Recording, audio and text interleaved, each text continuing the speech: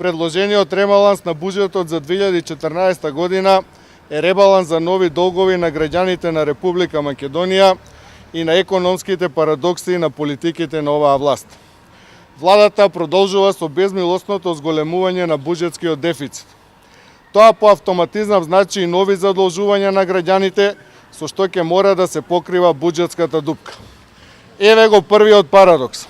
Додека владата од една страна се фали дека на дел од граѓаните простува долгови, од друга страна за да го покрие дефицитот ги задолжува сите граѓани на Македонија.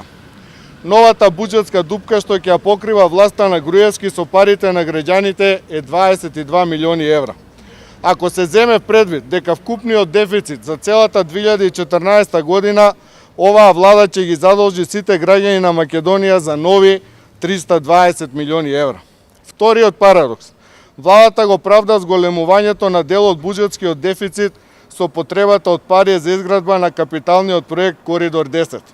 Но од друга страна, со ребалансот ги намалува парите за капитални проекти за високи 21 милион евра. При носењето на буџетот за 2014 година, владата најави капитални инвестиции, а сега ги крати парите за нив, што само ги потврдува манипулативните политики. Ја повикуваме владата на Груевски да каже искрено која е причината за буџетскиот дефицит. Дали се тоа потребите за капитални проекти или за покривање на дупката во фондот за пензијско инвалидско осигурување. Еве зошто. Од една страна се тврди дека невработеноста се намалила за 4,5% на годишна основа, а бројот на вработени се зголемил за 2,6% во однос на првиот квартал лани. Но ставката приходи од придонеси во ребалансот е прикажана како намалена за 7,3 милиони евра. Истовремено, со ребалансот владата префрла на фондот нови 9,5 милиони евра.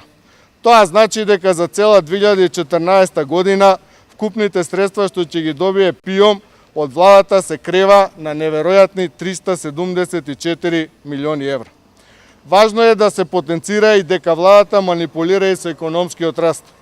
Власта постојано тврди дека економијата и извозот растат, но тоа не го говорат бројките во ребалансот што покажуваат намалување на приходите за 44 милиони евра. Суровата вистина за предложениот ребаланс од страна на власта е дека и со овој ребаланс се зголемуваат само долгот на државата и сиромаштијата на граѓаните. Влада се фали со постојани инвестиции. Од друга страна, според опозицијата, буџетот е во постојана буга. Колку Македонија е близко до пропаст економски? Ако ги гледате реалните услови за живот на граѓаните и сиромаштијата која што владее кај самите граѓани, очигледно е дека за голем дел од граѓаните во Република Македонија пропаста е близко.